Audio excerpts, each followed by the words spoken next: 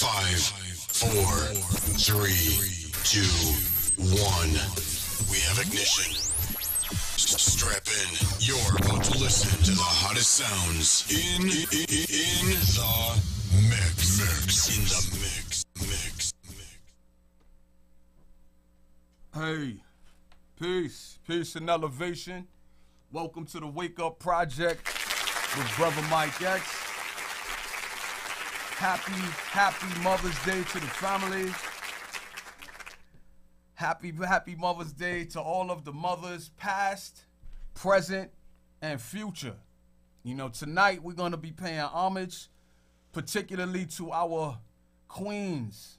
You know, those special women who have fought across the ages. You know, some household names and some just near and dear, you know, to the hearts of their progeny, you know, and to, you know, other people who live in the specific neighborhoods that we live in, you know, that we know are great. You know, the populace at large might not know who they are, but we know who they are. You know, peace and elevation, love and respect and gratitude to all of our strong women who, if it wasn't for them, you know, we would never have survived long enough, man, to be in 2018 where we're at. I want to introduce you to a good, strong brother who, if you've been following the Wake Up Project, you've heard this brother's voice more than a few times as he strive to call in and support the process that we've been striving to bring forth, the elevation of our discussions away from, you know, the griping, the complaining, the whining, the protests about the system and about the conditions of our communities, or the other types of complaints, you know, ridiculing and shaming and slandering sometimes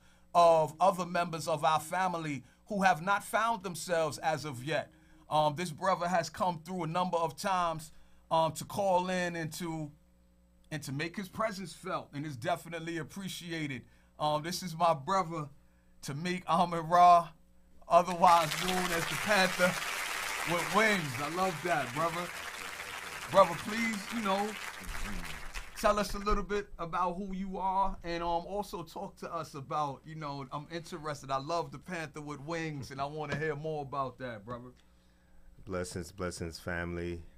It is an honor and a pleasure to be here with my brother Mike X, cultivating and giving life to this necessary initiative to encourage and bring enlightenment to the family, plant seeds and cultivate it in the consciousness and the spirits of others.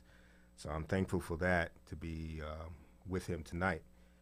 Well, I'll say this, you know, I'm an instrument, brother. I'm a servant. You know, I can be here, you know, for hours talking about what the journey has been. But most importantly, I recognize in my life that I am a servant. So in this moment in time, how the ancestors are directing me, I work strongly with youth, as you know. I do mentoring, project management, you know, administrator, you know, as in my profession, you know, but in the interim, you know, I am an awareness coach. So the energy of an awareness coach, you know, can express itself in many different platforms. You know, that means wherever I'm at, I could be in the store, I could be in the office, I could be walking down the street, you know, where spirit moves me, you know, to bring enlightenment, encouragement to someone to aspire to do more, be more, or just recognize the importance and the value of who they are in combating this negativity that's out here. You know, I'm going to do that.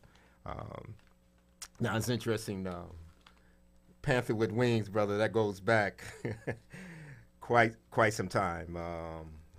I would say this, that in the shamanistic tradition, there are totems. We utilize totems, and a totem in Native American and African tradition represents it's a symbol. It is a crystallization of values, principles, and characters that, that reflect who we are, or something in our makeup that we are tuned to. It speaks to us. And, we have seen these symbols, these totems utilized throughout many indigenous cultures, and we can just go into more recent times of like the Black Panther Party. Why did they choose that?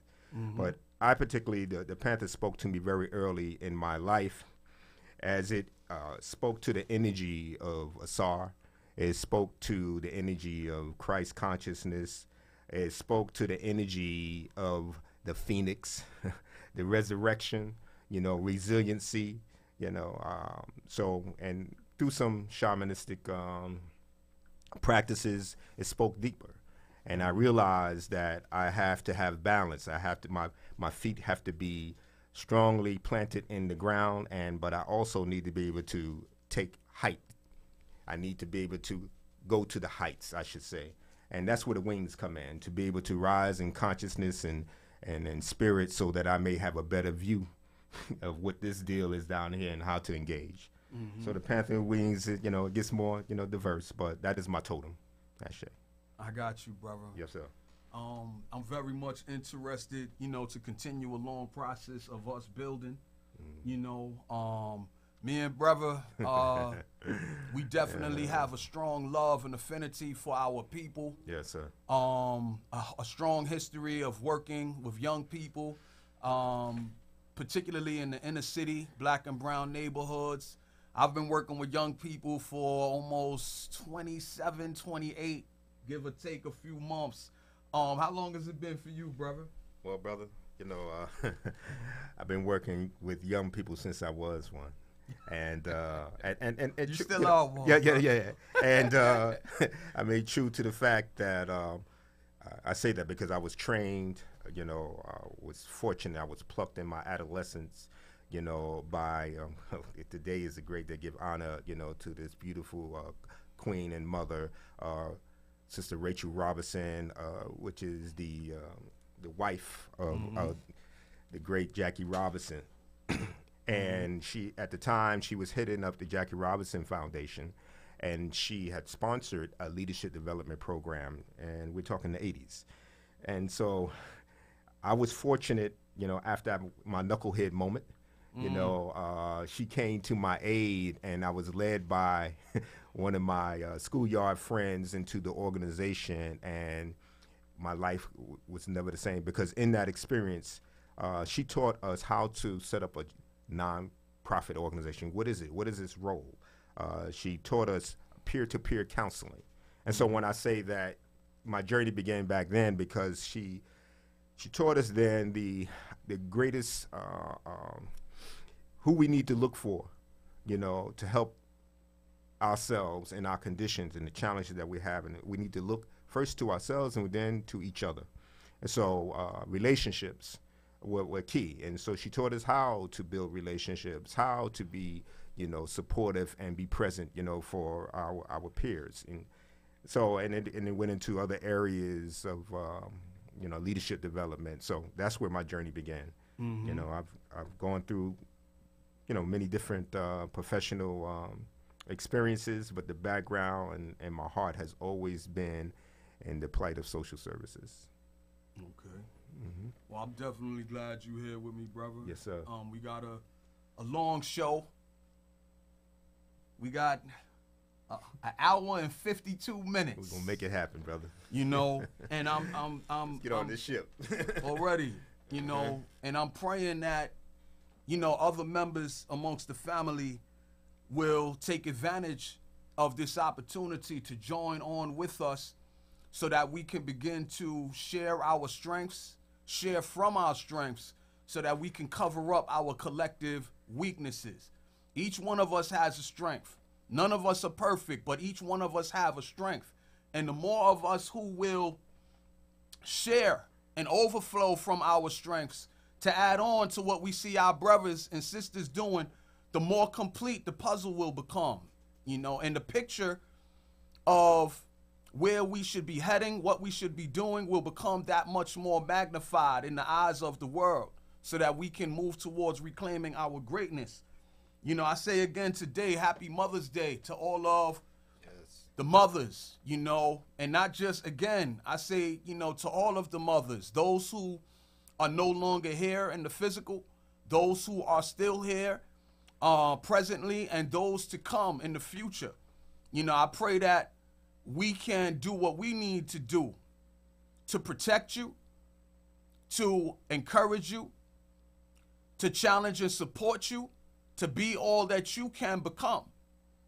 Because it's only then, you know, they have this saying that besides every great man is a great woman. And as a man in these challenging times, we should not want to, you know, be with any, you know, with a woman who is not able to be who she needs to be within herself so that she can command us to get up and do what we need to do in this day and time to match, you know, what our sisters have been providing for so long, a lot of times without our active presence. So we ask the question, you know, what does this day mean to you? And what should this day mean to us collectively? I give you the call-in numbers, 718-705-4959 or 914-969-6499. That's 718-705-4959 or 914-969-6499.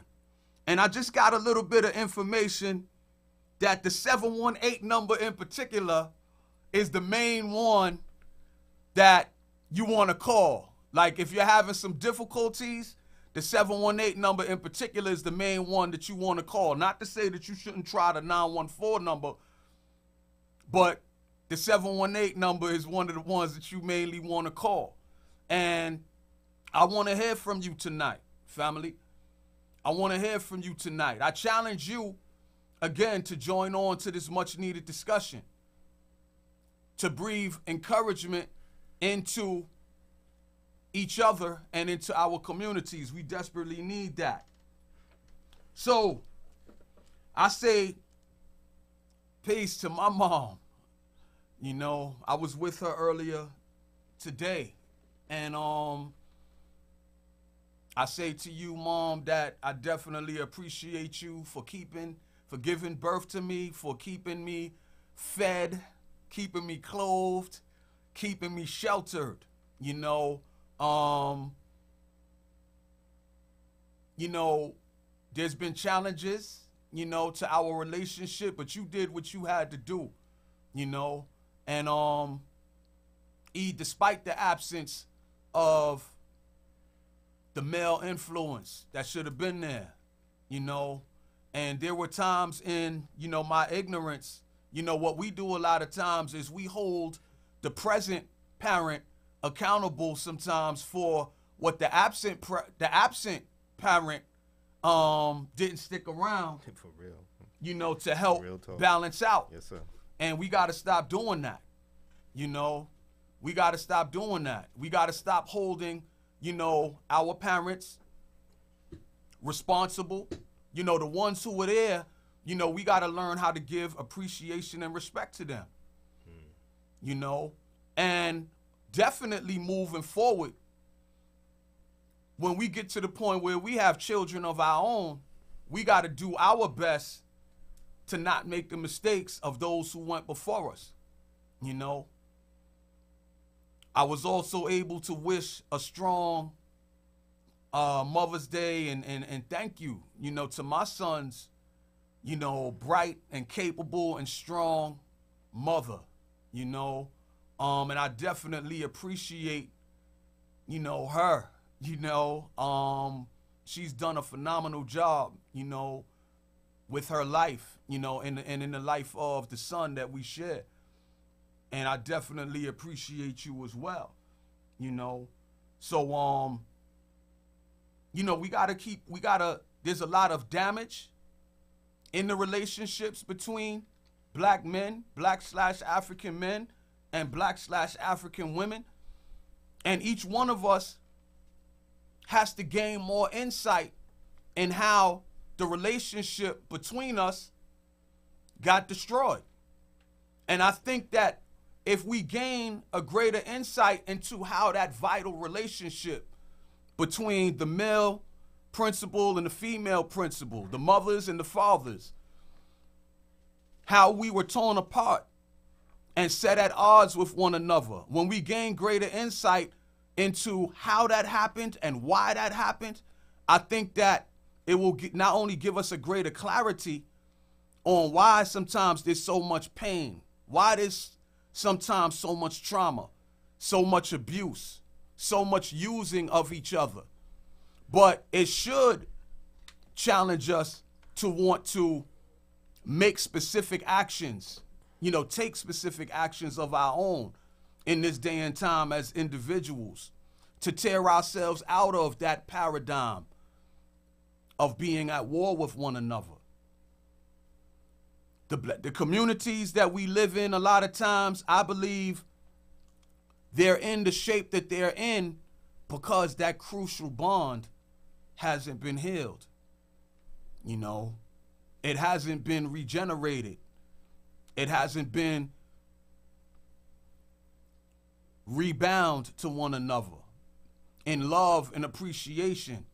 I mean, first and foremost, I should say, and seeking, forgiveness, of one another and how we have learned to take on our own division and inflict wounds upon one another. Brother, you want to jump in there? Yeah, let me just offer some reflection, brother, and appreciation of your insights and thoughts. Let me first give acknowledgement to my moot, my mama.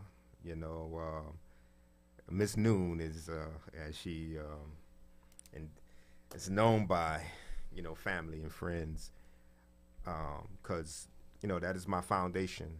She is my first teacher, my first love, my first crush, my first everything in life. And that relationship began in her womb as I was formulating inside her the things that she exposed herself to, the things that she ate, the conversations that she was having, the trial and tribulations that she was processing through, those vibrations, the excitement of the era that she was in, the participation inside, community activities, the Black Panther Party and, other social agendas that were taking place in the community of Bed-Stuy.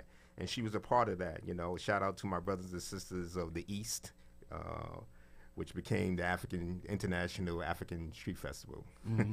That's the community that I grew up in. And my mother, she carried me in a time where, in the 60s, where there was a heightened, consciousness, of the social priorities that we as people of color needed to focus on. And we had leaders, individuals who stood out there first and foremost in character.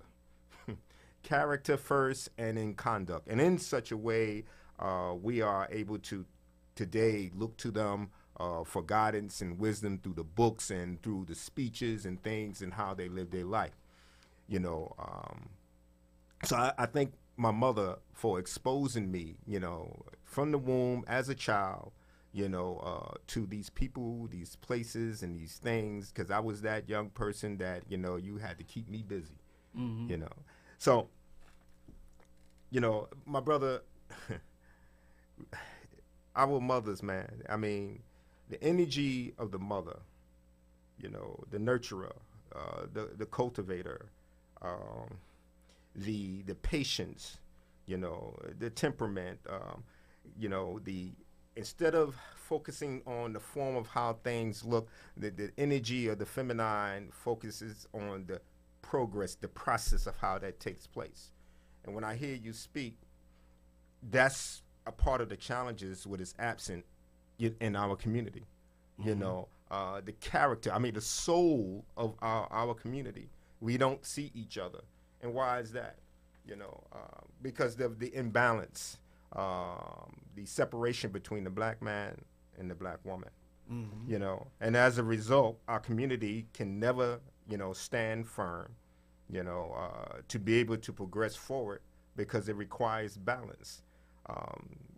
There is, we're in a very unique and special time, you know, as a people, because it sometimes, you know, speaking with other brothers and even some other sisters, and it appears that through the various form of media platform, our sisters get a whole lot of attention, you know, for the various things that they do, their enterprise, you know, the single parent, you know, all these dynamics that, which is rightfully understood and recognized. But where is the black man in that? To bring that balance, where is the black man in reflection in terms of owning his role in that process? Where are we? You know, where's our voice in upholding the process of how to engage in our community? Because if we were in our role and learning that there will be balance in the community, because the women have been holding it down in many forms, and we can definitely start to get into the intricacies of the support of the system, historically what they did, you know, to engineer the separation, but still, you know, even before there's a system, there's still us. You know, we making choices, you know. I mean, we wake up and looking in each other's eyes or not looking in each other's eyes. If one is absent, why is that? You know, and if the truth is that we are that important, you know, to one another and our families, then everything that we should be striving for is to bring that back in harmony. Only thing we have to do is look at, you know, his history when we had our greatest moments of prosperity, when we had our greatest moments of harmony, when our children were a lot clearer on the direction of who they were in life, was when the black man and the black woman, you know, were more unified and very clear, you know. So, you know, the examples of what to do and what we need to do is not that far. So my challenge is that we are entering a time, it is my belief and my reflection from my studies, and more importantly from my observation, that we're entering in a time of the great feminine. It is obvious in the struggles that we have in this patriotic, male chauvinist, you know, country and world, and to bring back a healing process, to bring the steward in the kind of energy that allows us to get into the substance of who we are, and so much not in the form of building all the way up into the sky and the biggest and most devastating, you know, missiles, and, you know, all that is, you know, these destructive value systems that's built on a mentality that is nothing more than just how things are formed. When we get into the substance which we are hungry for, what we need, you know, I believe that in this great feminine, it's going to challenge us, and we can see the evidence to go deeper and deeper within. We're in it. You know, we're going to see it in the politics. We see it all over social media. My concern is when, as that unfolds, particularly with the black woman, will you continue to create the space and honor the black man in that? Will it be seen, would it be projected that the balance to make that happen, that my balance needs to be there with me in this prosperity, in this creativity, in this elevation, you know, will he be here? And our response as men is that we're prepared to sacrifice, put what is necessary on the line. Yes, I'm talking about even our lives, you know, to make sure that we are there to create that balance. Because if we don't, that which is coming behind it, how does it stand? What is it going to stand on? On one leg?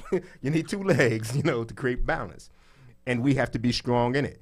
And our attitude, our demeanor, our disposition have to, in the world, we have to step out on the world stage with that demeanor. We study any other culture, you know, with any other tribalism, you know, and study how those men are moving. Not with necessarily with their values, not necessarily with their character, but in the role of what their energy in creating and molding and shaping this planet. So if we want, things to change, black woman, black man, we have to go out into this world and shape it in our identity based on our character and our conduct, based on how we engage in and we relating with one another. That's it. Most definitely. Brother, I thank you for that. It's a strong challenge, that we have to adopt. In a couple of minutes, I'm going to show a video to help to set the tone, to shed some light on how the relationship between our black men and our black women was destroyed, and how over time things have been done to keep us, instead of looking to heal ourselves so that we can return to one another with forgiveness, with love, with respect, with appreciation, to keep us at each other's throat, each one blaming the other one for the deteriorating condition of the family structure and the communities at large that we live within. And we cannot continue to hold on to that paradigm of continuing to visit, again, trauma and hurt and pain upon one another. We have to aspire to be better in our conduct and responsibilities as men, as women, than the generations that preceded us. We cannot continue to stay locked in the same old paradigm that we've been locked in, that has prevented us from being who we need to be for our babies, for our children. We cannot continue to remain locked into that paradigm. So, I say again, the number to call in is 718-705-4959 or 914-969-6499. That's 718-705-4959 or 914-969-6499. And family, I appreciate those who I see on the Facebook Live. And unfortunately, Facebook be bugging out, man, during the show. And I'm striving to get better at this as we go along. So I don't see everybody who's on the live right now. I see some comments, and I appreciate those who are commenting. And I would challenge you to call in and greet your brothers. Pay homage to who your mother, is or was, and how they imparted a perseverance and a strength in your life that has allowed you to strive to be your best person. I would love to hear from you. And in the meantime, I think we're just going to go to our video. The video is 15, minutes long. I ask you to stay with us. And, don't start calling them in the middle of the video, fam. Be patient with us. I wanted you to call before the video and watch what's going to happen when the video play. That phone's going to start ringing. But anyway, I love each and every one of you.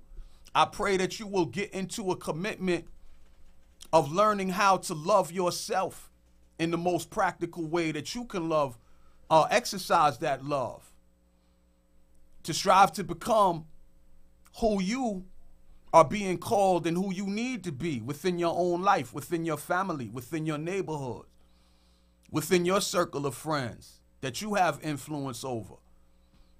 We definitely need people within these neighborhoods to strive to stand up and step out from the masses to bring forth much needed change. What I say? All right, the phone. We ain't started the video yet, though. You got it before.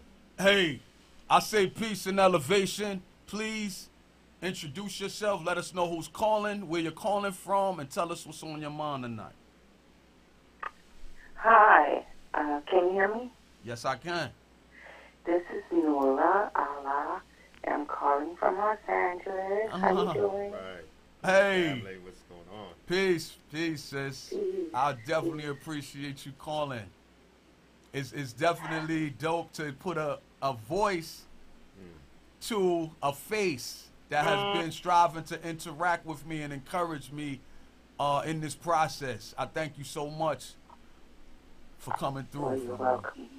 Mm-hmm. I just wanted to say I agree with what I've been hearing, and we just have to, in my opinion, get the message out more. Repetition. Mm-hmm. And I think that somehow, with information and knowledge, that it'll catch on, because things are happening really fast. Mm-hmm. And things are happening that's going to cause us to unite. Things this president is doing, and events that are occurring nationwide, worldwide, internationally. So I think that'll bring us together more and more. And you lift up the queen, and she can lift up the king. And I think we should all look forward to, well, for me personally, I honor the Great Mother. So I think that we're coming back into that time. And let the patrilineal concept go, and return back to our original mindsets, and that will empower us. So those are my thoughts concerning where we are and where we should be headed. I definitely thank you. I thank you so much for calling in. I thank you so much for sharing your positive presence, your thoughts of encouragement. It's so much needed. One of the things that I've wanted to do with this show, family, is to elevate the discussion. From one of complaining and griping and whining, and railing against a system that is doing exactly what it was created to do.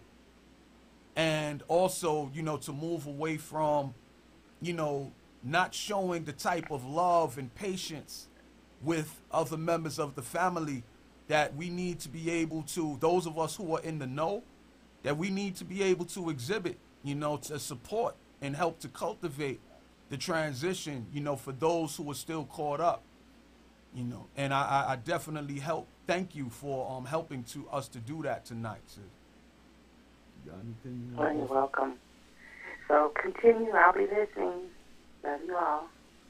Thank you, Queen. Thank you for that blessing. Thank you, sis. Thank you so much. Okay. It's always warm to the heart. And when the heart is warm, much is possible. It's not hardened, it's not cold. Mm-hmm. And when you hear a queen speak truth, it just like hearing mama speak, truth recognizes truth, brother. Mm-hmm. We have spoken about this, many a times, and I'm sure we'll speak about it more. It forces us to respond. Sometimes we go through all kinds of twists and turns inside of ourselves, but the truth will set us free. So when I hear the queen speak, to the energy of what is needed, my brothers out there, please, when you're fortunate enough to have a queen, a mother speak to you, a praying mama, a praying woman, a meditating woman, they are channeling direct forces, direct from the womb, right from the wombniverse to us. They're offering us a reflection of our truth. Because, men, we're focused on the goal. Our energy, we're designed, we're structured, in many ways we're kind of programmed, to let's get to the goal. This is what we want to arrive at. And the sisters, like, okay, now the process, the details, the intricacies of that's how we're going to get there. Appreciate the journey. These are the step-by-steps, get into the essence of what. And so what I'm saying all is that in this time of the great moot, the newt healing that we're taking, we call it the happy age, but I'll just say that it requires us to get in tune and connect in ways that we've suppressed and we've been reprogrammed not to be attentive to with each other in our relationships. But as the sister spoke to, we are what's happening on the planet is will force us, to come forth and bring forth the substance of who we are. Because we see in our coaching society right now, they bringing forth the substance of who they are.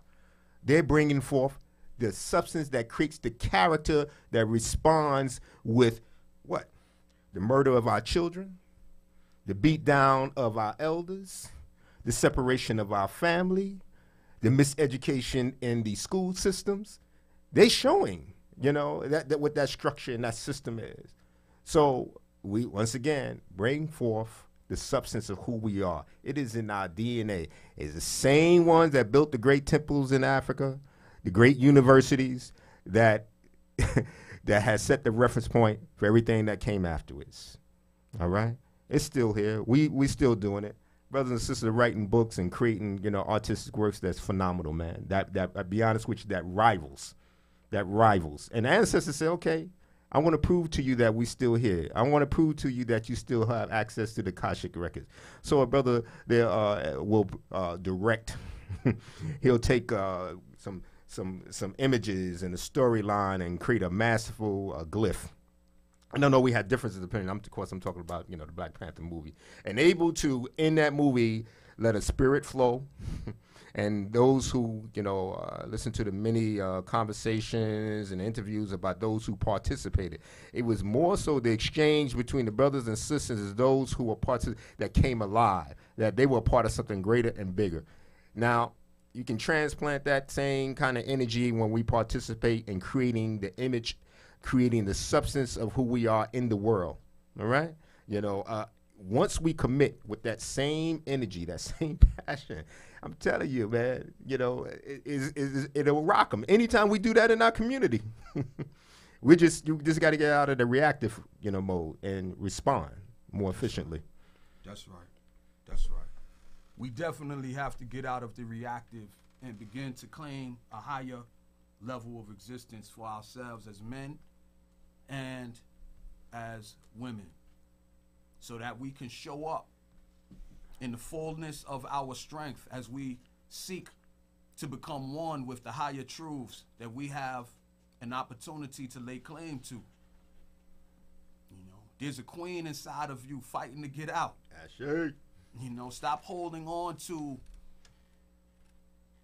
the fleshly, worldly paradigm. Stop living life through what you see and start focusing on learning how to become one with and manifest the higher abilities that we applaud in those who went before us. It's our turn. It's our turn to be the next wave in that journey of people who are fighting to become higher in how we're going about living these lives. So, did you have something that you wanted to brother, get out you said right now? it's our turn to be, and I said that's exactly it is for us to be, not act as if, not present, but to be. That's without right. Without permission. We don't need permission to be. We just step forward beyond the disease of fear, as some would know that acronym, false evidence appearing real. But how many of us are strapped with it? How many of us are suffering with it? And some people may say, well, I'm not fearful. Well, if you're not fearful, then why our communities are in the state that they are? That's right. If we are not dealing with the disease of fear. That's right. All these, in what time in history have we ever had as many multi-millionaires of color? And with all those seemingly resources, they too are struggling with fear. How do I know? Because our condition is the same. And, I look at examples around me in this world, and I know that there's not a people that have come to this country like us. But I know people have come in some of the most dire straits, and they committed all kinds of atrocities in our culture and our society. And I'm not encouraging to say that's what we should do. But somehow through bootlegging and all other kind of conditions became formalized businesses, communities locked down by unity of the men in that community that didn't allow anyone outside of the cultural norms and practices of that community to enter in or to provide any other kind of resource other than those who had stake in that community. And they locked it down and they built the community out. Why is that so difficult for us to do? What are we fearful that's going to happen? Life? Life is precious. So that would mean that we would have to discipline ourselves on a whole nother level to protect it. Now, we're being challenged. We're being challenged, brothers and sisters, how precious our lives are. Someone was strung up in the trees. Someone was buried, still alive. We watch ourselves. And that was us. That was us, you know. That was us watching ourselves. Our guts being slit. Manhood being taken. We got a call. Hey, peace and elevation. Welcome to the Wake Up Project with Brother Mike X. Please let us know. And tonight, the Panther with Wings, Brother Tamik Amun-Ra. Please let us know who's calling and where you're calling from and what's on your mind, family. Yes, this is Brother Sharif from here in Pennsylvania, bro. Peace, family. Peace to the God-bearing Sharif. Peace, brother. This is Brother Sharif. Brother Sharif is a strong brother who has a YouTube channel of his own called The Hour of Power. And brother constantly goes live from his YouTube channel and his Facebook page, providing forums, much like the Wake Up Project, to talk about issues that we need to, begin to grapple with as individuals and as a collective. I thank you for coming through, Brother Sharif. Me and Brother Sharif have been talking about the need for us to begin, people like us, to begin to support one another, support the platforms and the efforts of one another. Yes, sir. And to share the energy that's being created through the building and maintaining of these platforms. And so Brother Sharif tonight is taking the responsibility, to put his foot first towards that end and show up on the Wake Up Project. So I thank you for coming through tonight, brother. Thank you so much. And also for everything that you're doing through your YouTube page and your Facebook page to strive to awaken the family. How you feeling tonight, family? Yes, definitely appreciate what you brothers are doing, and I'm glad that both of y'all use the word and the term healing.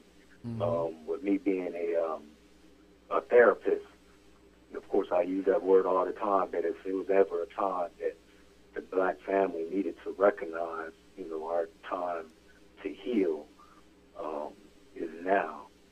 And I think if we recognize, the trauma that we have suffered and continue to suffer, I believe a lot of other things that you and the brother talk about will almost fall in place on its own, but we suffer from so much mental health issues that is not being addressed either because we don't have the resources or we're not acknowledging it, especially the brothers. And I'm actually address that tomorrow night on my channel. So I'm glad y'all use that word and term, and hope you continue to open up the conversation for us to heal.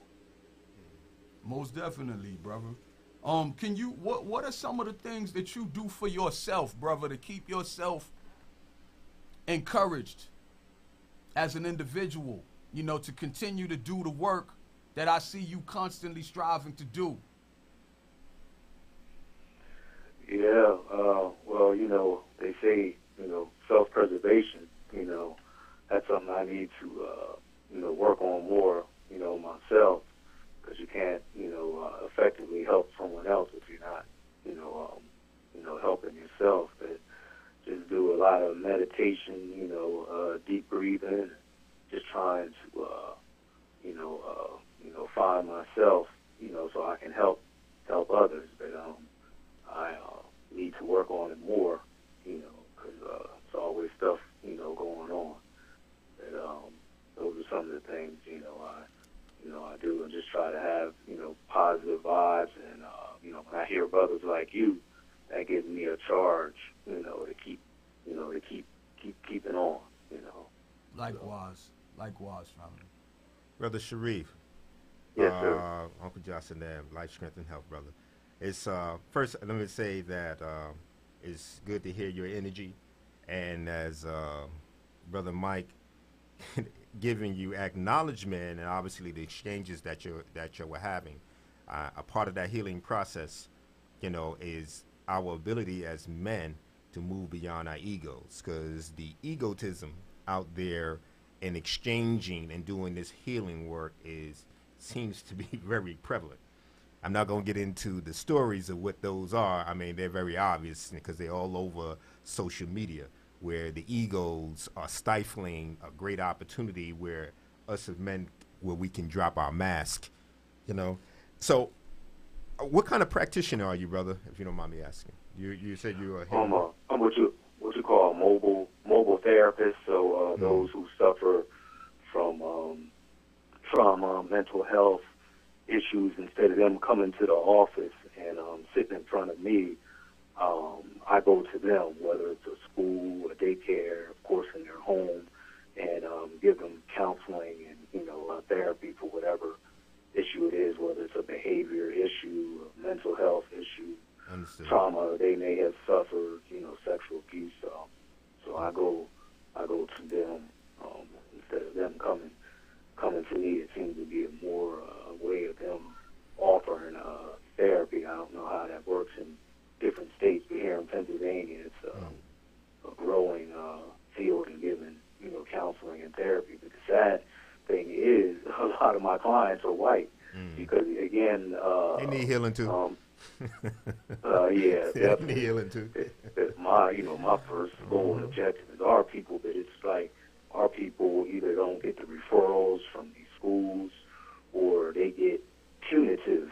That's what they call for them is you know, punitive and punishment. And we're just not getting, you know, the referrals for our people. We need it.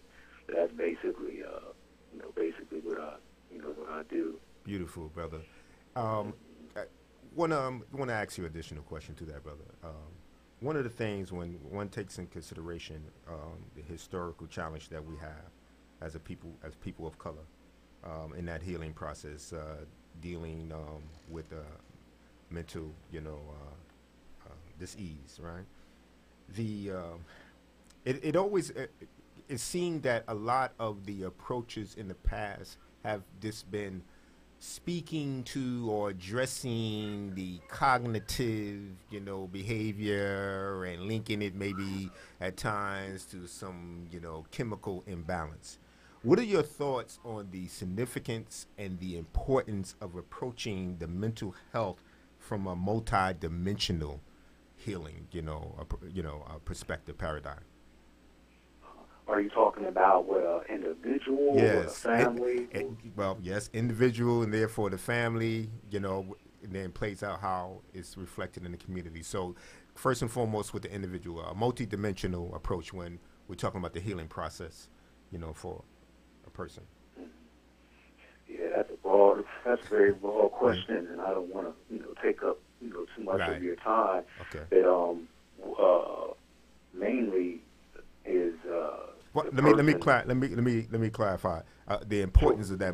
What I'm saying, as it specifically pertains to, you know, people of color, and the example I guess when, you know, you talked about the breathing that you do, the breathing exercises, and that helps one. Um, co-regulation, skills. Eh, but how does that balance out with one's physical health and the physical health, dealing with one's spiritual, the importance of us as a people, widening our paradigm, one connects to another, that's what I'm saying. Right. Hey, again, it's so broad, brother, that I always try to, when I talk, to our people, and when Brother Mike is getting out there about us, working together. No one person, can do this. But the healing, if we can just start, one place, which is the family. And I always stress about how that one show, Good Times, and even though they was struggling, yes, sir. They had a family structure. So I always try to, preach family, to our people. If we could just keep our families together and not have so much dysfunctional relationships, we could almost overcome a lot of the mental health, the sexual abuse, the physical abuse, the neglect. They'll all fall into place. Easier said than done, but I know it's the remedy. It's not in medicine, because healing comes from within. That's the European way. Yes. And I really get stuck with that, because with me, being a therapist, they want us to push all this medicine, like this, what's, the remedy. But the remedy is in the family. That's what made Africa strong, was the family. Any civilization that was strong was a strong family structure. So the information that you guys are given and the platform that you are given, that is the medicine. That so many of our, families are broken. We just keep repeating, the same process, which is perpetuating mental health issues. And they even have a study out, and I'll put it on my channel, and I'll encourage everyone to look at, because it's so relevant. It's called the ACE Study and Survey. Yes, sir. And ACE stands for Adverse Childhood Experiences. And it talks about those who experience sexual abuse, physical abuse, and neglect. If these issues aren't addressed by the time they're 18, it will take 20 years off of your life. Yes, sir. So that really needs to be looked at. At first, I thought it was, here they go with these studies again. That me doing my therapy, I've lost at least 2-3 siblings within the last year, or myself. I've lost about 2-3 siblings, and if I was to ask any black family, if you know a family or friend that has had a premature death, I bet you they have suffered one of those things: sexual abuse, physical abuse, mental health issues within the family, and substance abuse issues. They said, and it's been proven, that it will take 20 years off your life, especially for black and Latino people. So it all circles back to the family. We cannot keep repeating these same destructive patterns. That if we fix that family and have a strong family structure, even though James Evan and them were struggling, they had a strong family structure. Hence is why, before they started the show, they tried to start out the show in a dysfunctional way. That Esther Rolle, as we know, as Florida Evans, said, no, I will not do this show without a black man by my side. And then the demons still got their way and removed him from the show. No doubt. Okay, family, I thank you, brother, for everything. And we're going to continue to work on that.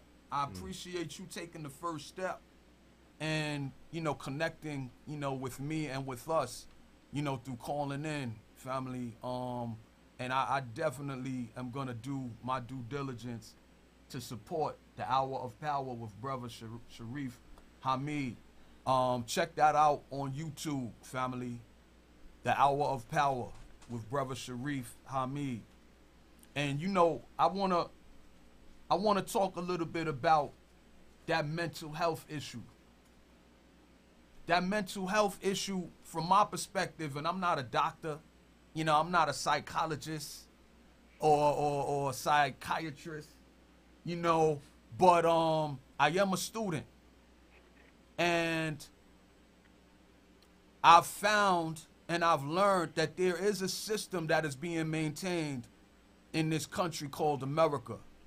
A system of what is called or known as racism, white supremacy, white skin privilege, and black inferiority, or otherwise known as, like I was talking about on the last show and the show before that, there has been a racial hierarchy created and maintained. You know, that as we knew back in the day, it was said, if you're white, you all right.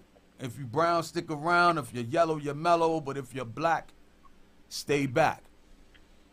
And as brother, you know, pointed out, a lot of us, when he said that a lot of us, like 20 years, or, you know, get taken off of our lives, there are a lot of us who have lived to be old men and old women who have never found the freedom that they were supposed to have from birth. Have never had it. I grew up for the first 20 years of my life in terms of black power, black pride, you know, were foreign statements. You know, I grew up for the first 20 years of my life thinking and believing, you know, that we were nothing but N's and B's. And I assumed that reality as if that reality was mine. I had some feedback. He's still on the line, I believe. Huh? Yeah. You still on the line, brother, on Sharik.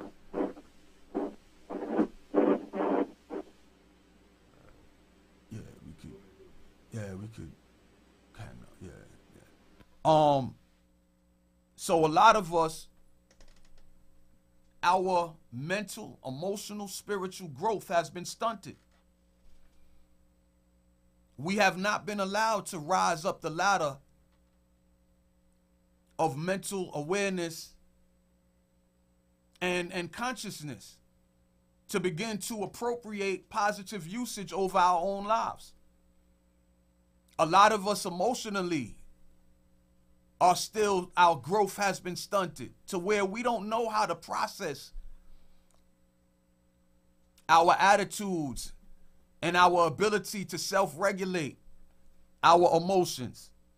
A lot of us live our lives, you know, from the outside, you know, we've been talking about that, from the outside in instead of the inside out. And we still process this life a lot of times as if we are teenagers. And you could be 45, you could be 50, you could be 60 years old sometimes, and not necessarily, and not know how to take that positive ownership. And a lot of us are caught up in that cycle. Myself, I tell you, because I spent the first 20 years of my life outside of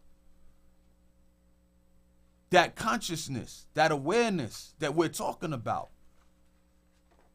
Once I did become awake to the fact that I had, you know, that there was a system, you know, that was perpetuated, that took me and took thousands of other people out before me, took thousands amongst my generation, and is still taking people out today, taking them out of the natural progression as human beings,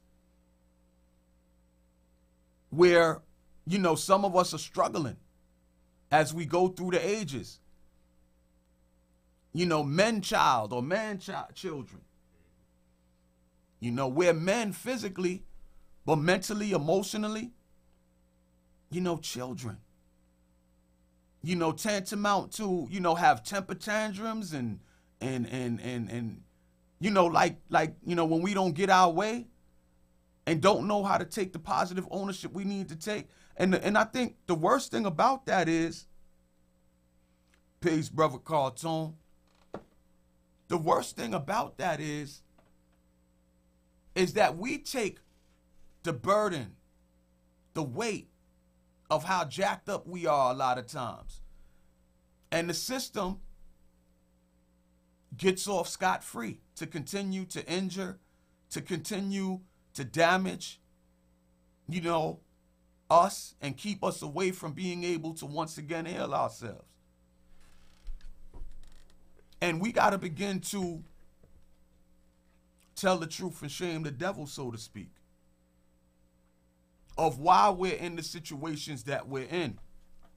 And once we can get our proper bearing based upon why we're in the situation that we're in, then we can begin to take the necessary steps to do what we need to do, to tear ourselves out of perpetuating the damage that has been done to us. And that's a necessary action that needs to be taken.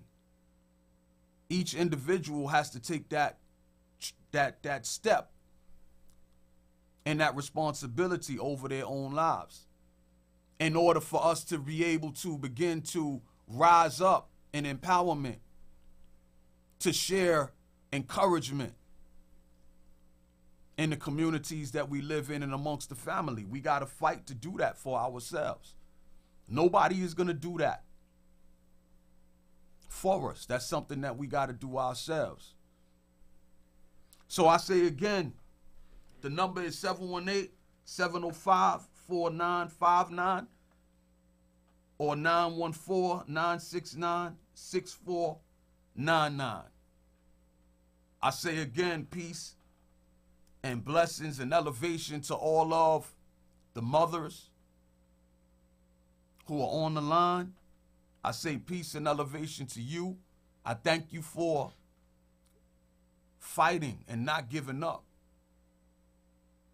And I pledge that we're going to challenge ourselves as men to begin to do the necessary healing to where we can pay honor and respect to you and not continue to use you and abuse you the way this society would have us to use you and abuse you.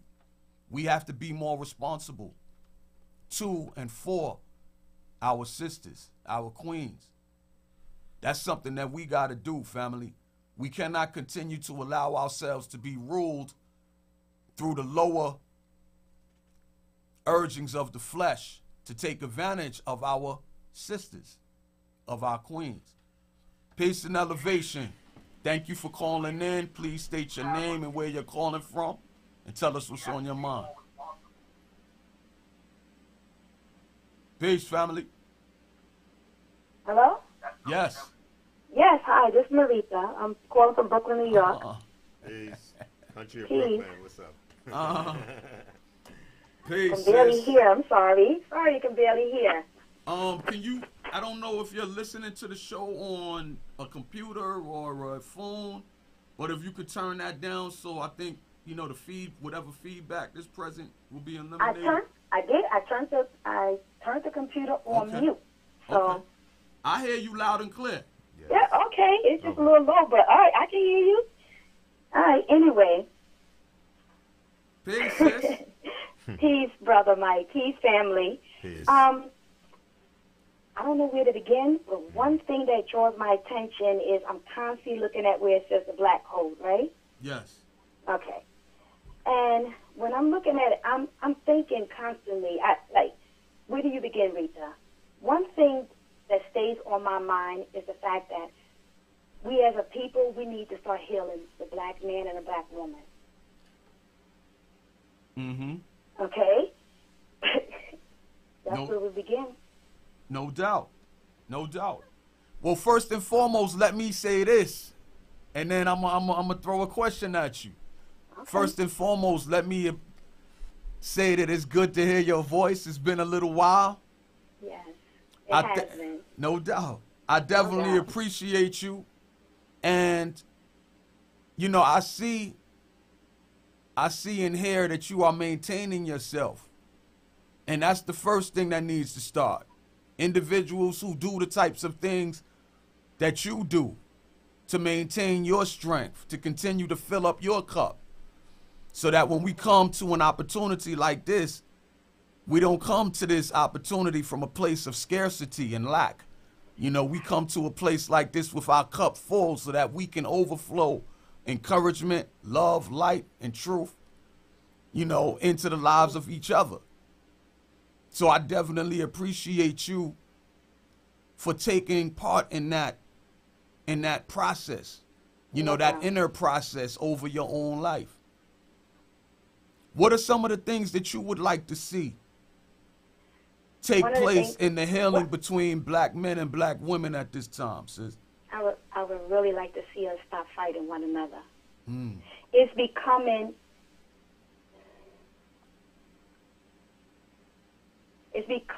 really a part of the norm, something that we've never been. I've never seen, it's a thing on social media where black men are putting black women down, and they call them all kinds of ratchet names. Yeah. And then black women are retaliating, and we have this place where we're jumping into this feminism thing more and more, where it's really damaging in our community. It's not good. I make a lot of comments on videos that focus on black empowerment. And I get attacked by black men. They call me all kinds of disgusting names. Wow. And it's becoming common practice, and it's not good. I also stand up for my kings, and I tell black women, don't give up on them, because we can't. We need you. We need our brothers. We need them desperately. We can't, we as a people, we cannot sustain divided. We can't. I know I'm kind of long-winded right now, but I have to tell this little story. There was a post in regards to some ratchetness that was going on in our community, and a few black women jumped on and said, well, that's the reason why I don't mess with black men no more. I stay with white men and this, and I got on one of the comments, just one of them, and I said, don't do that. That's you're talking with stupidity. You can't take something that one or two brothers have done and erase the entire race of black men. You just can't do that. You have to stand by your brothers. I know black men. I know many black men that are about their people. Yes, there are brothers out there that don't care. They just don't care. But you cannot. And then I was attacked by numerous black women. Well, black men ain't no good. They're not about anything. They're hood rats. All the stereotypes. And it bothered me. And I was in this argument alone. And it really didn't bother me that I was in this argument alone. What bothered me is the fact that there was an argument. It didn't make any sense. The black code. We do not fight one another. Brothers protect and build up one another. Sisters protect and build up one another. Brothers protect and build up sisters. Sisters protect and build up brothers. We lost our way. We're fighting one another. Black men ain't no good. They ain't no good. They no good for this, that, the other, and the third. Black women ain't no good. They ain't no good for this, that, the other, and the third. I'm seeing brothers telling us sisters that their white women are queens. That doesn't make any sense in my head. And it's really breaking my heart. I know that I'm coming across of a place that's not very popular, but I really don't care. As far as I'm concerned, there's a passion in my mind that we as brothers and sisters, we need to start healing, because that's what's going to bring the family together. That's right. And once we get on code, there's nothing that can divide us. That's right. That's powerful, Queen. But we're not on code. That's this is where I'm starting from. I'm listening to the video, which I don't know what's going on. I can't make one comment. Facebook just doesn't like me, but that's okay. They won't let me make a comment, but I'm constantly drawn to the black code, because in my heart of hearts, honest to God, we need to get on code. We get on social media, and we downgrade one another all the time, not once in a while, all the time. We make multiple videos. Excuse me, brothers, but a lot of brothers are out there making horrible videos about sisters and why they don't mess with us and what's wrong with us constantly, and why it's okay to go to the other outside. You could do what you want in your life, but at the end of the day, if we do not stick together as a race of people, we're no longer going to exist. Well, let me say something right quick, and then we go, and definitely please hold that point, brother. I will. You know, the change that we want to see take place amongst us as a people, it has to be rooted in our lives as individuals. Okay. And we have to display the courage that you have been displaying to, you know, not allow yourself to be swayed, to be disenchanted, to get swept away in the blind ignorance and bigotry. Mm-hmm.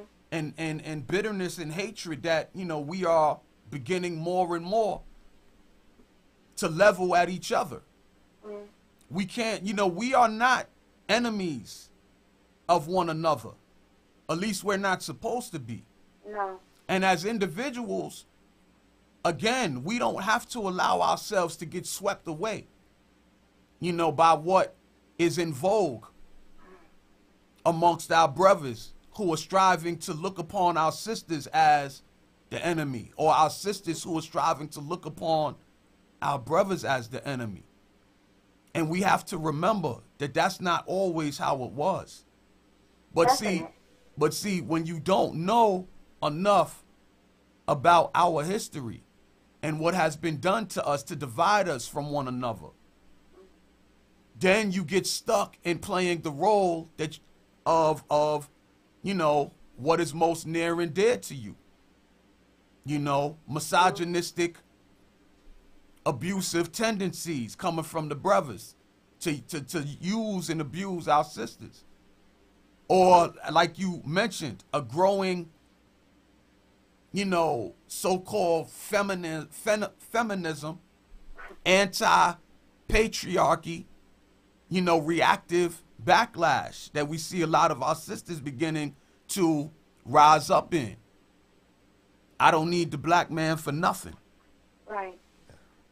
And so those of us who are striving to take part in our own healing as individuals, we have to come together in the middle between those two extremes and begin to show and prove that the process of learning how to heal ourselves, regenerate ourselves, love and empower ourselves as individuals.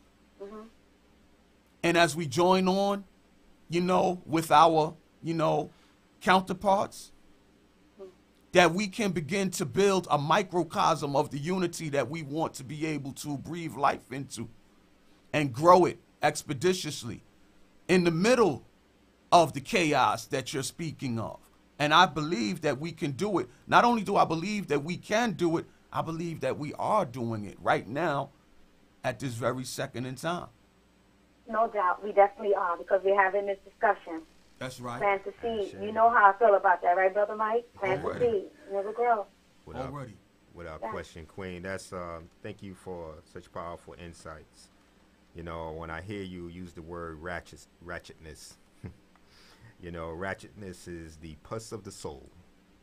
And sister, you started out when you spoke about you referenced the black code that you can't take your eyes on, and you know the conditions of where many of our brothers and some of our sisters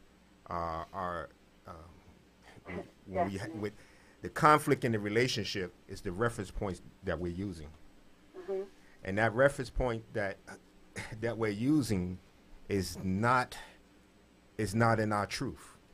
No, it's not. And because it's not in our truth, we act out of our truth. We act out of our true character. We we don't love correctly. We don't see each other correctly. We embrace the toxicness in our relationships, in our minds, in our hearts, in our community, as if that's the condition and that is who we are, and that's how we should communicate. That's how it becomes so easy for us to speak so ill to one another, because we're at our reference point.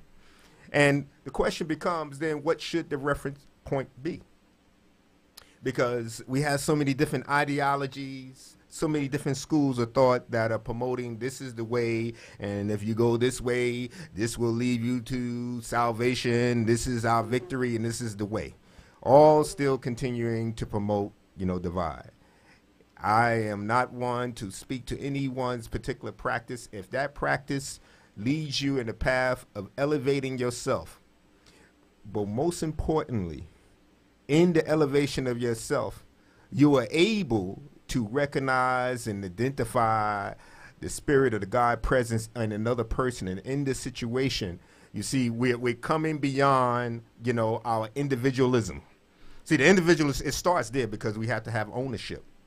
But in order to transform this condition, in order to get to the we, there's a process that we have to go through. And we have to first start where we have our greatest control, which is mastery of self. That's right. We have to discipline ourselves. We have to clean the power of self. Now, we have so many distractions and distortions in doing that. We out of our right mind. Yeah. And we're struggling to find our right mind. I mean, it ain't been so long ago. We can go back a couple of generations where we have our ancestors that were still sharecropping and, and to a degree down south coming off the plantations. You understand what I'm saying? So that dis-ease in our minds and in our spirits to bring back that balance between the heart and the mind is a fight. It's a war. Because everything outside of ourselves is structured and focused on that not happening. That's how, this is a powerful journey that we're on. And despite that, because where the focus goes, the energy flow, despite that, look what we have been able to accomplish in this culture and society. That is saying something significant. And I know, the ills that we're hearing on the social media, because that's a trap right there too. You understand? And we have to get to the point that we overstanding that platform and utilize it to serve us instead of we serving it. And we'll get there with sisters like yourself, brothers like us, building, strengthening, and unifying, utilizing the platforms in the ways like we're using tonight, promoting the energy, bringing enlightenment in the way that we're bringing enlightenment tonight, living by those codes, practicing those codes in our life right now, not in the future, but right now. Because the right now is the future in this moment. So as Brother Mike was, expressing, when we brothers, and that's kind of one of the brothers have to, I encourage, consider the importance of us having our own healing circles. Yes, definitely. Now, I have to give acknowledgement, to a group of my brothers who've been doing it 14, 15 years strong. The Brothers of Soul, Society of Unity and Love, Brother Kamor, Brother Bashara, and those beloved brothers, man. And I reference them out there because there are examples, there are brothers who are doing the work. They are doing the work. The work is being done.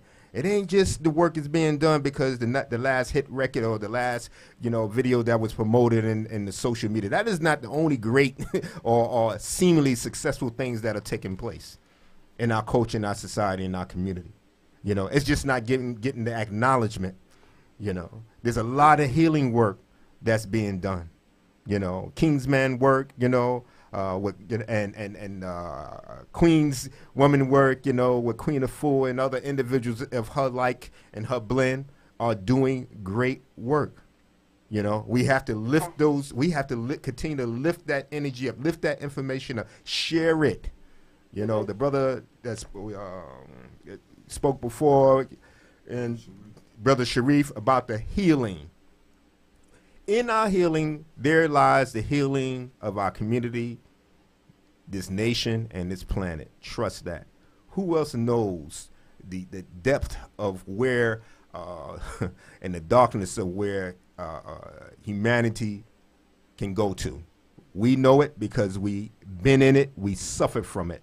So, in understanding the insights and the intricacies of that dis-ease and that dysfunctionality, we, being that we do have in our DNA the greatness and legacy of our ancestors and the greatness of the, so we have we had both ends of it. You understand? We know the depths of where it can go, and we understand the heights of where it can be.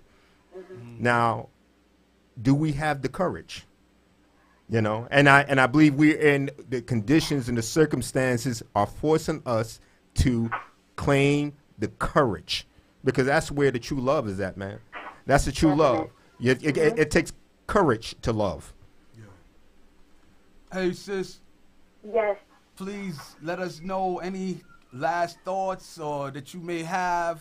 We're gonna be playing the video in a couple of seconds, but please, let me know what you're thinking in relation to what you're hearing tonight and what you're feeling.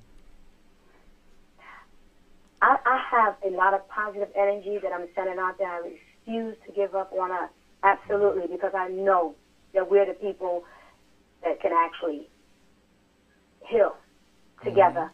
But I just want everyone to know that can hear me, that's listening to me, because I appreciate you giving me this platform to say what's in my heart. Definitely. As long as black men and black women work together to heal, there's nothing that can divide us once we come together. Once we come together the way we used to be. I feel. Hey, thank you so much. And the discussion, if you don't mind, the discussion can continue on, different times. I feel that we really just need to keep talking about it so that we can heal, because that's our foundation, us together. Thank you so much, sis. You're welcome. And I hope to talk with you again soon. I hope to talk with you again soon, sis. Oh, yes, definitely, Brother Mike. We'll talk soon. Already. All right, take care, sis. Take care. All right. Peace. Okay. All right, I see one of the family members, mentioned on the Facebook Live that both the lines have been busy. And, that's probably on me, because a lot of times when people do call in, I like for them to be able to hang around for a little while. So I say again, the numbers are 718-705-4959 or 914-969-6499. And I ask you, family, the change that we want to see outwardly, it starts from the inside. It starts when you begin to search for and take ownership of your hopes, your dreams. When you begin to seek the truth and build a relationship with the highest truth that you can comprehend, to begin to use that truth to transform your life in a literal fashion, to tear yourself out of the paradigms of seeing yourself as nothing but a second-class citizen or a former slave or a N-word or a B-word, But when you begin to practice love within your own life and you begin to want more for yourself than what you have previously settled for, that's when you're going to begin to change how you move and how you think, and that's what we need more so. A lot of people have been sitting back waiting for the system to change. I guarantee you that the system won't change until you change.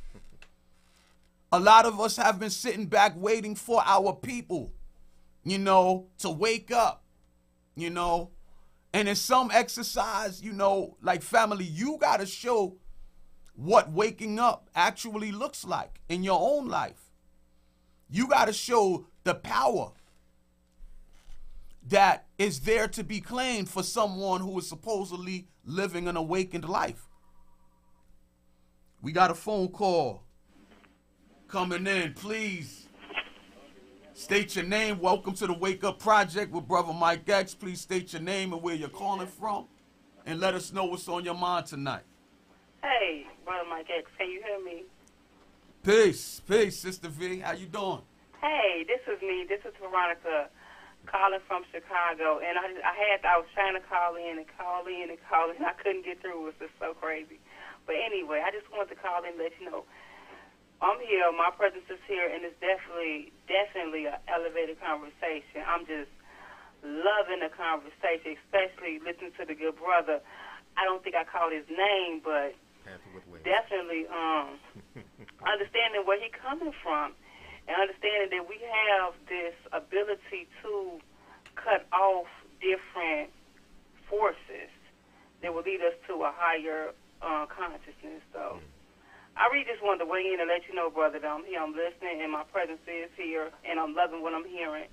And definitely, this is definitely the place I would love, to come and shine and share. But anyway, you in the post, you talked about what we're doing for Mother's Day, and how do I feel about Mother's Day? Well, recently I just really came into the awareness that, you know what, my mom is still here, and it's all about the celebration of motherhood and being her being just the strength of everything. And I'm loving, just being in her presence right now. So this Mother's Day in 2018 is really special for me. Really special. It's a special time. Definitely. I thank you for, coming in, Sister V, and for all that you're striving to do through the inner work of cultivating and refining your own life force and energy, to strive to lead by example. I appreciate you for doing that and coming through and sharing good vibes, and love, with the family. I definitely appreciate you for saying that. Yes. And one of the things that popped into my head as you brought us back to the main theme of this show tonight, honoring our mothers on this Mother's Day, it popped into my head that I know one of the things that our parents want from us, our mothers want from us, they want to see us living lives of peace. They want to see us living lives of prosperity. Yes. They want to see us living lives of enjoyment. Yes. Free from generational curses. Yes. That have been heaped upon us by a system that doesn't want to see us rise first and foremost. Yes. They want to see us standing up and walking in the light of the sun with hope, with faith, with purpose. Not participating in our own self-defeat and self-destruction. But they want to see us rising in power. That's right. And good relationships first and foremost with ourselves. That's right. And able to overflow that into the lives of our children. That's right. As our legacy continues to perpetuate itself into the future. That's So I want to let, my mom know, and all of the other moms know, that I'm going to continue to fight to free myself from any negative stereotype or limitation. That's right. For the best of myself and all others that I may have influence over. That I'm never going to give up fighting until I have no more life on this physical plane, and the energy that inhabits this body temple shifts and starts the process all over again. Family, we immortalize ourselves when we see the best and claim the best of what our lives have the opportunity to grow and manifest. When we encourage our children to take advantage of our lives, to utilize our successes, and to steer clear from our faults and our defeats. We help them to stand on our shoulders so that they can see much farther. And they can go to greater levels and greater heights than we was able to grow. By them avoiding the potholes that we tripped up in. This is the opportunity that we have today. We should be encouraging our children to do things better than we ever was able to do it. So that they can position themselves to pass on the best of what their lives have to offer to their children as they grow older. So that's kind of like what you made me think of, sis, when you brought us back to our theme, Mother's Day. And I happen to know, by knowing you, I happen to know that you have some dynamic children of your own who are coming up in this world. Right. And I appreciate you for fighting, through the fear, through scarcity and limitation a lot of times. that reigns supreme in our neighborhoods. A lot of times we don't have the resources, or we don't have the resources so assembled. Right. We definitely got access to resources, but due to the fact that we've been taken out of the natural flow. Yes, absolutely. In our lives, a lot of times we spend our resources on substances and materialism and other things that keep us stuck in a paradigm of dependency. Right. And we need, each one of us, we need to fight that internal battle to no longer go along with that. Right. Brother Amara, brother Panther with wings. Well, blessings to the Queen, and happy Mother's Day to you. Thank you. Thank you, sister, and for, anchoring us back. And Brother Mike, you spoke some very powerful pieces there, man, because this reminded me of, my mama, raising 3 boys in the heart of Bed-Stuy in Brooklyn. And, but my cultivation was different. My memory of my childhood is one of feeling protected, proud, free, encouraged. When I went to elementary school, I went to PS 56, Lewis Latimer. So when I went to school, I saw images of a black scientist. So I kind of had a sense of what was possible. My neighbors were, of various different work professions and family. And, and even though there were the times as my mother, we had biscuits and beans, and that was a full meal, sweet potato turnovers and things of that nature. As she struggled, but she kept food on our table and clothing on our back. But what she instilled in my brothers and I was a sense of cultural pride, a sense of direction of what we are, who we are, and what we're capable of. Right. Now, when I come to the present, and with that anchor in me from back then, what it enables me to do is not question, what my role in this life is about. It's in me. I lived it. I know what's possible for our community, for our young brothers and sisters, who are living in communities that are toxic, and they're journeying through toxic trauma conditions, in the community, and it is our responsibility. Just like it was my mama's responsibility and your mama's responsibility to instill in them a sense of pride and direction, cultural anchoring, because in that gives us like who we are, what we come here to do, what is our purpose, and when a child is anchored in truth, just like when we were anchored in our truth, it empowered us to go forth in the world and to mold and project out in the world our beauty, our creativity, our strength. It allows us to engage in our relationships with a sense of respect and value of who we and what we are. That when I'm dealing with you, whether I'm dealing with you in the sanctuary of our household or while I'm out in the street, that I'm going to communicate and relate with you from a place of pride, because that's what's instilled. And I believe that people feel that we were robbed of that because of what took place in the 80s and the 90s. So the challenge, once again, comes back to, and in the spirit of the mother, is the nurturing that is necessary. This conversation, the work that you're doing with your children, the nurturing, approach, and that nurturing takes many different forms. I always tell them, you got to be able to accept no the same way you accept yes. That's okay. Right. Brother Mike, you was. Hey, sis.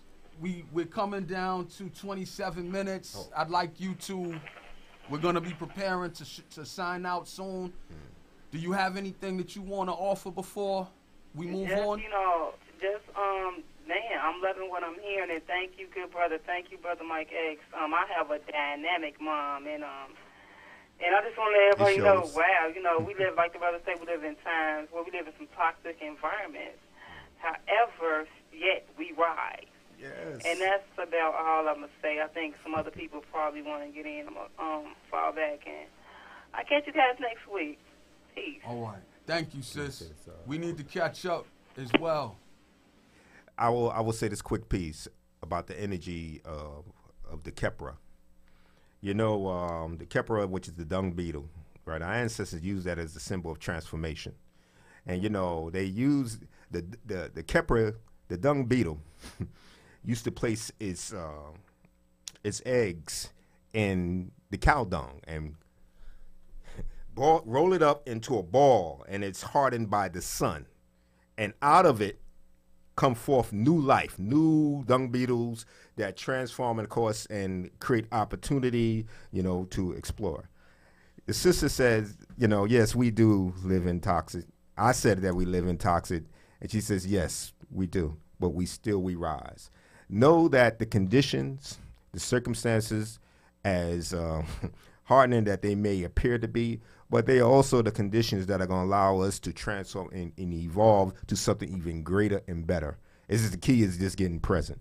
And I know, brother, we got to get on some couple of other things that you wanted to press. Yeah. And thank you, family, for spending the night with me. And we're gonna continue this process as we move on. I just wanted to highlight right quick something that our sister Nura Allah, who came on at the beginning of the show, that I caught my attention on the Facebook Live, and Sister Bertina, Sister Nura Allah said, encourage our children to be employers rather than employees.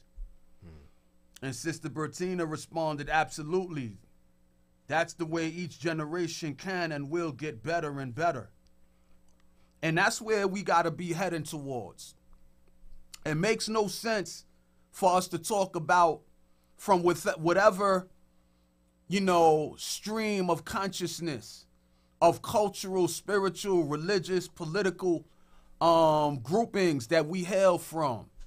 It makes no sense for us to beat on our chests and talk about, how great we are, but allow ourselves to continue to be subject to outside groups, socially, politically, and economically. As I drive through the inner city, black and brown neighborhoods, a lot of times, not only do I see the forces of gentrification at work, but I also, a lot of times, I see empty buildings and storefronts that remain empty until some other racial, ethnic class group comes into our neighborhood to take ownership over the property that's existing in the neighborhoods that we've been living in all along. And I know why that's happening. I know why a lot of us don't believe strongly enough in ourselves as individuals. I know why a lot of us don't believe strongly enough in us on a collective level. But those of us who do have the consciousness, who do have that strong self-pride and dignity, who are tired of going along to get along, tired of comfortable suffering, and who want to take part in a necessary change to occur, I encourage you to continue to be who you need to be and become. I ask you to go beyond the consciousness that woke you up to the fact that you have power, to now move into challenging yourself to grow above and beyond seeing yourself, through the lens of whatever group you belong to begin to get into the sciences of how of agriculture. We need to learn again how to grow our own foods. Of business, branding and entrepreneurialism. We need to learn again how to open up our own stores and businesses. Of, you know, taking on the responsibility of creating mentorship programs and homeschooling cooperatives. We cannot continue to leave ourselves in a position of dependency and complaining and whining and griping. And we don't need everyone to agree with the necessity for that. First and foremost, do you agree with the necessity for those things? And are you willing to do what's necessary to let go of those old paradigms and your participation in those old paradigms and begin to represent the new man, the new woman, or the reemergence of, you know, the rising like the phoenix from the ashes of self-hatred? Are you willing to become part of that grouping of enlightened and strong brothers and sisters that need to emerge in this day and time in the communities that we are living within? That's the question. That's the question. So having said that, family, I meant to show this video sooner than later, and I love the conversation, but I got to show this video. You know, we got 20 minutes left. When we come back, we're going to have a few minutes to sign off. I appreciate each and every one of you. I ask you to share this video. I ask you to subscribe to the YouTube channel. Here we go. I'm going to take it. Peace. Peace and elevation. Who's calling, please? Tell us where you're calling from and what's on your mind. Peace, family. Hello. Yes. Yes. Peace, family. Peace. My name is Bertina. I live in Texas. Peace, sis. How you doing? I can hardly hear you. I can barely hear you, but can you hear me? I can hear you loud and clear. Okay. Well, like the other sister said, I'm loving what I'm hearing as well. It's very refreshing to see two young brothers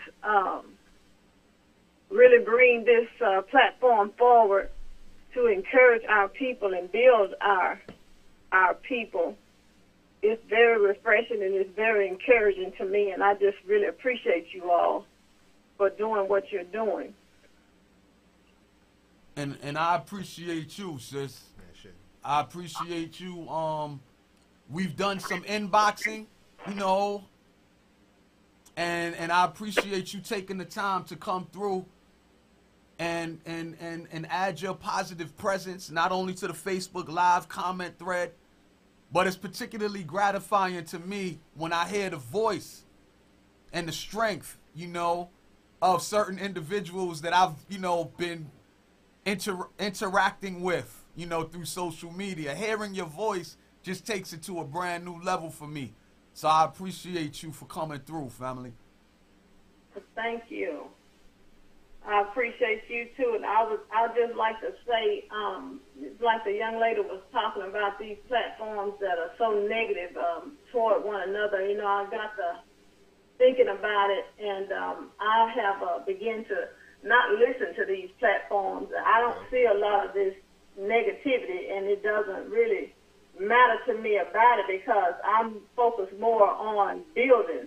That's right. You know, building our people and uplifting our people. And if we put more energy into that, that's what we will see more. That's right. We will get more of that. And so if we stop giving our energy to these negative platforms, they'll disappear. You know, they won't have anybody to entertain. That's right. You know, so that's the way I feel about that. We have to just stop giving our energy to this negative energy. You know, like a lot of people use the phrase, eat the meat and throw the bones away, or sometimes, like the brother said, this whole environment is toxic. Sometimes the meat is toxic. We can't even eat the meat. You know, we have to throw both meat and bones away, not even put our time and attention to it, you know. So I just encourage you, brothers, to keep on doing what you're doing. I love you, and I thank God for you. I really do. And whatever I can do to build, that's what I'll be found doing. Likewise, family. You know, we love you too. Yes. And what you said was exactly correct. You know, I have this motto. Well, it's not my motto, but I adopted it as mine. Energy flows where your attention goes.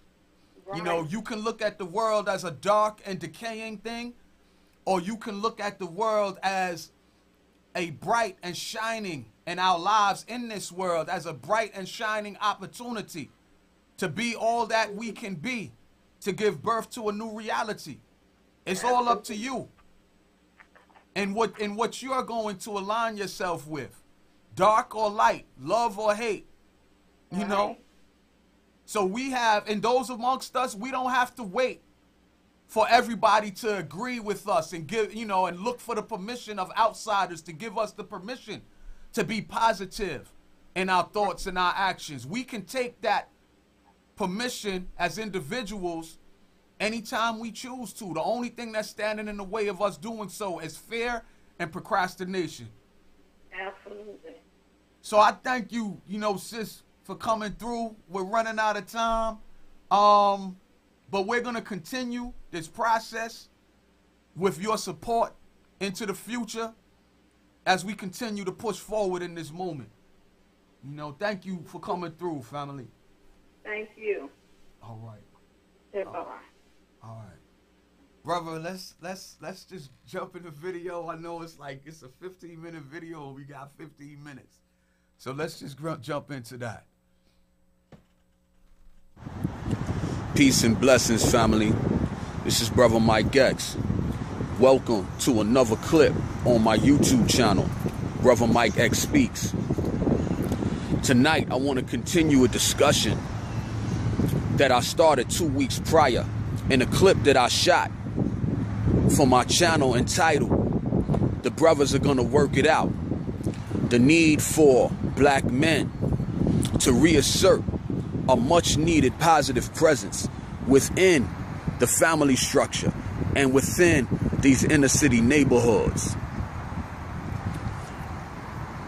You know, family, I want to ask you, you know, to take the opportunity again, to take advantage, you know, of the clips that we're shooting, to help us to gain a healthy understanding of what has been done, you know, to bring about the crazy, chaotic situation that we find ourselves in today in these inner city neighborhoods that has knocked us down from being able to exhibit the type of unity, organization, and presence as parents and adults so that we can, you know, offer our young people the type of discipline, the type of security and safety and opportunity and room for growth in these neighborhoods.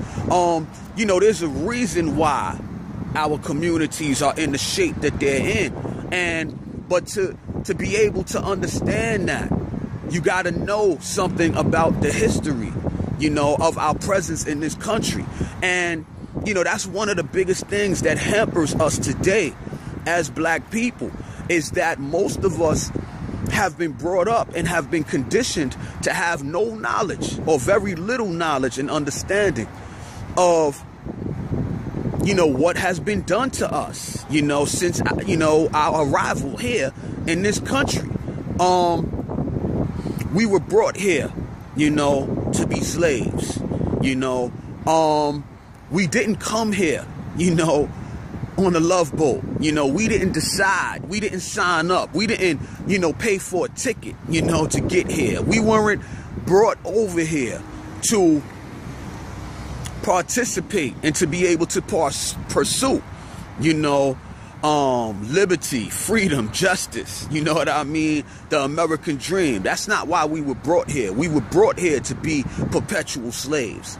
And one of the first things that was done to knock us down to the level of being, you know, enslaved was to destroy the critical bond and relationship between the males and the female, and to do specific things to the male, particularly to take him away from his natural role and responsibility of being the discipline, being the strength, being the protector and the provider, in the family structure.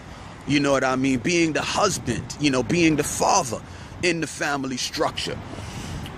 The male image was attacked savagely and inhumanely, in front of the black woman, with the goal being to make her lose confidence and trust in the male's ability to protect her, so what was done is, the male's image was destroyed. You had a practice in that time. It was called quartering. What they would do is they would take a male and a black man and they would tie that black man, his limbs, each limb, the arms and the legs, to 4 different horses. And then what they would do, they would shoot off a gun. And the horses would become scared and they would scatter and run in 4 different directions. And they would tear that black man apart in front of the black woman. They would lynch, hang. They would, beat and whip and chop into pieces, the black man,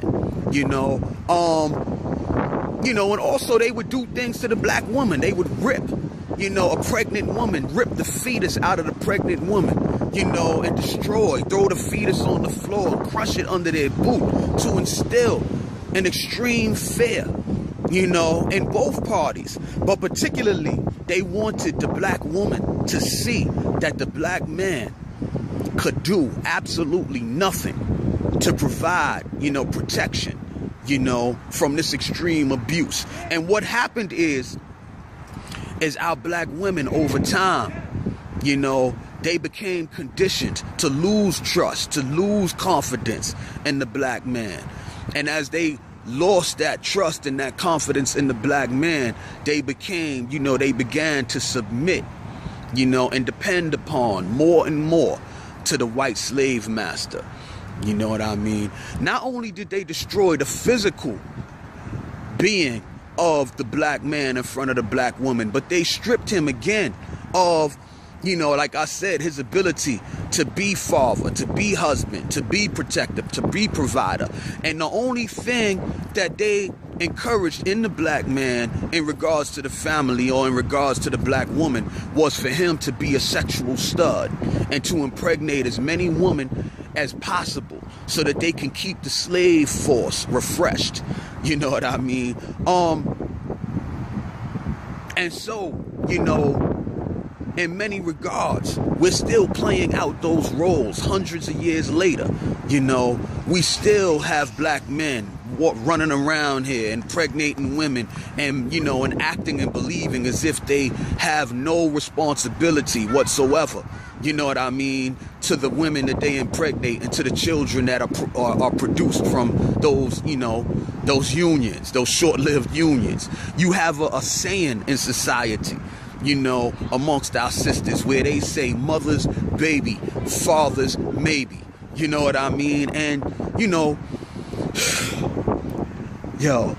so I read a book a few years ago, and this book was written, documenting, the time, after slavery, and to capture and to look in on, what was made of, what happened, with a lot of the families that came out of slavery.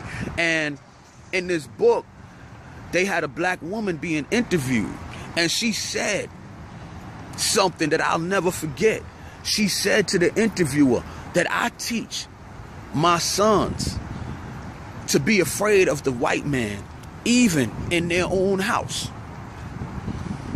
So check this out. Here you have, it's like a double whammy. Here you have, you already took away and destroyed the black presence, the black male presence, fatherly presence, you know, of protector, of provider, of strength and discipline. You already destroyed that. But now you have children, you know, boys being raised, and you have a mother that is so fearful, you know, that those boys' lives will be in jeopardy if they exhibit any form of strength, of masculinity, you know. So she teaches them to be cowardly, you know, not only in the society, but to be cowardly even in their own house, you know. And the reason being particularly because, you know, all throughout, you know, the slave experience, even after, you know, the slave experience was officially over, you know, even into the 1900s, you know, even some would say into the new millennium, you had lynchings, you know, you had people being hung, you had people being burned, you know what I mean? And particularly men, you know, to keep them in their place, you know, when I say even in the new millennium, some would say because you have a rise of, you know, incidents of, you know, police brutality. You have a rise of this whole stand your ground and, you know, black people, black men particularly being murdered, you know what I mean, even into today. And so, you know, the women, you know, sought to protect their babies, particularly their boys, you know, and hopefully by teaching them to be fearful, that would stop them from striving to rise up against the oppression and being, you know, set upon by mobs, you know, and being lynched, you know. You had a condition, you know, for those of y'all who, you know, this summer y'all going on y'all picnics and things of that nature, you know, Brother Mike ain't going on no picnics because I know the root of that word and that practice. You know, picnic is derived from a practice, you know, called pick a nigga, you know, where you would have white mobs that would go out and they would, you know, take a hapless, you know, black person, particularly the men, and they would, you know, have food and music, and then, you know, the entertainment would be hanging, burning, you know what I mean, a hapless black man, and taking pictures and pointing and taking trophies, cutting pieces of the body off and things of that nature. And, you know, so this is why, you know, this woman would say such a thing, that I teach my boys to be afraid of the white man even in their own house, you know. And it must be recognized that even in those times of extreme bigotry and oppression and exploitation and murder, even in those times, we still had giants that rose up and walked amongst us. You know, people like David Walker, people like Nat Turner, people like Frederick Douglass, you know, people like Harriet Tubman and Sojourner Truth, people like Ida Wells Barnett, like Booker T. Washington, you know, people like W.E.B. Du Bois and Marcus Garvey, people like Noble Drew Ali and Elijah Muhammad, you know, people like Malcolm X, people like Paul Robeson, people like Martin King, people like Huey P. Newton, you know, Fannie Lou Hamer, Shirley Chisholm, you know, Stokely Carmichael, you know. And so us submitting today to the lowly stereotypes, you know what I mean, of being hustlers, of being, you know, drug abusers and drug sellers, being, you know, people who have no positive sense of pride and dignity in the way we conduct ourselves in these neighborhoods. It's beneath us, family. It's beneath us. And, you know, we've forgotten who we are. You know what I mean? And I'd say to you, you know, before it's too late, yo, take the time to do the necessary homework. You know, go to the bookstores, go to YouTube, check out some of the names that I mentioned, you know, and the fights that they waged to strive to give us today the opportunity to stand strong, you know, and to take advantage of, you know, the freedom that we have today, you know, to be better, you know, standing on the shoulders, you know, of those who went before us, to be better, to be stronger, you know, to live life with dignity and purpose. You know, we have to reconnect, you know, They did not fight. They did not die. They did not struggle so that we today could, fight, rob, maim, and murder each other in these streets.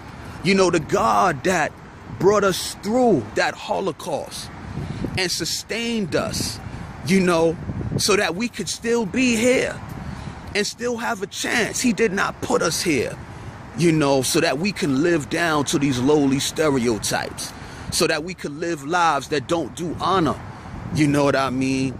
to his grace and glory, and the sustenance that he provided to help us to get through, these dark times. So I say to you, family, particularly to the men, again, because our women, they've been forced long enough to wear two hats, mother and father.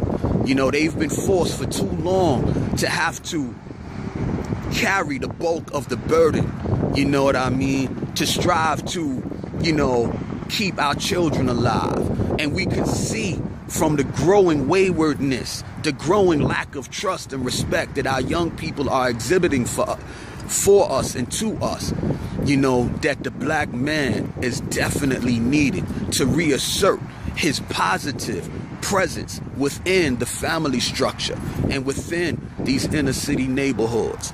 So I say to you, family, let us do better. Let us work harder, and don't worry about it. Yeah, we know that a lot of our sisters are angry or hurt. But if we begin to fight, to become who we were called to be, I know, and return to them with humility, I know that they will receive us, So peace and blessings, family. Stick with me.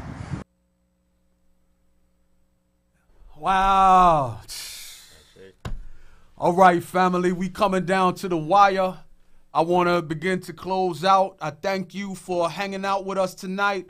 I appreciate a lot of the chats, the comments in the Facebook Live.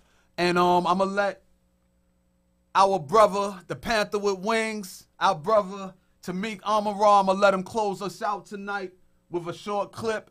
And then we're going to continue, family. We're going to continue to strive. Go ahead, brother. Giving honor and praise to the Most High and honoring our queens, our mother. This piece is from the book Ma'at by Takai Kilimanjaro. Living with purpose and moral integrity. That is our path. Our path is correct. Our problems will be solved by us. And on Judgment Day, when asked by those ancestors who before us measured up, what did we do with our lives? Let the record show we did what had to be done. Without exemption, we lived with purpose, integrity, and dignity. We had heart. We had courage. We would not be denied. We took lessons from the great ones and learned from our mistakes. We made right things that were wrong. We were not wrong on things that were right. We fought hard for what mattered. We seized the moment to measure up. We ran the good race and we fought the good fight. We finished strong and more. We did it with integrity. And in the end, we won when winning was in our hands. In this way, our children's futures are assured. Magnify, manifest, saturate, elevate. Thank you so much, brother. This is a book right here called Ma'at, Guiding Principles of Moral Living. We're closing out. We don't really have the time to go into this, but we will go into this, I promise you, in our next show. In praise of black women, ancient African queens. We had another book here, and we have two brothers before you, and we had a lot of family come through on the Facebook Live who definitely have a lot of fight in them to restore our righteous imperative, our legacy on this planet in this day and time. Let us continue to proceed forward, family. I bid you to have a great and wonderful night. I'll talk to you soon. Peace and elevation. www.inthemixradio.com. Yesterday, today's, and tomorrow's music.